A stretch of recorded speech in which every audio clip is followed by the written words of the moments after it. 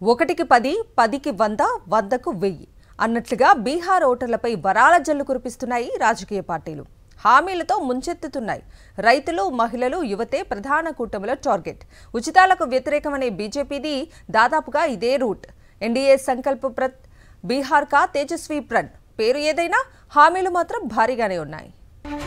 Bihar assembly ఎన్నికల తొలిదశ పోలింగ్కు సమయం దగ్గర పడుతోంది. దీంతో ఓటర్లను ఆకర్షించేందుకు మేనిఫెస్టో జపం చేస్తున్నాయి అధికార విపక్షాలు. తేజస్వీ ప్రణ్ పేరుతో మహాగఠ్ బంధన్ ఇప్పటికే తన హామీల లిస్ట్ ఇచ్చేసింది. తాజాగా ఎన్డీఏ కూడా సంకల్ప పత్ర రిలీజ్ చేసింది.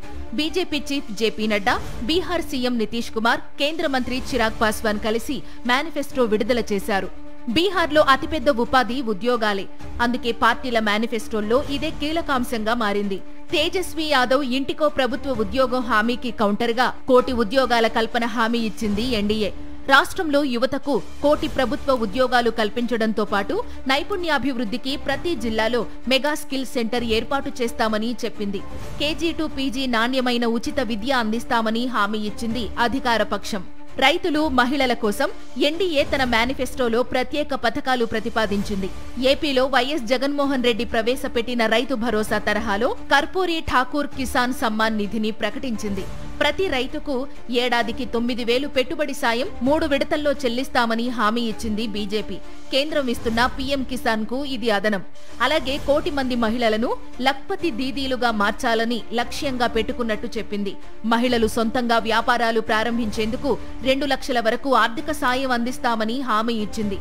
ఈబీసీలకు 10 లక్షల వరకు ఆర్థిక ప్రోత్సాహకాలు ఇవ్వడంతో పాటు రాష్ట్రంలో సామాజిక, ఆర్థిక పరిస్థితులను అంచనా వేసేందుకు సుప్రీంకోర్టు విశ్రాంత న్యాయమూర్తి నేతృత్వంలో ఉన్నత స్థాయి కమిటీ ఏర్పాటు చేస్తామని మేనిఫెస్టోలో పొందుపరిచింది.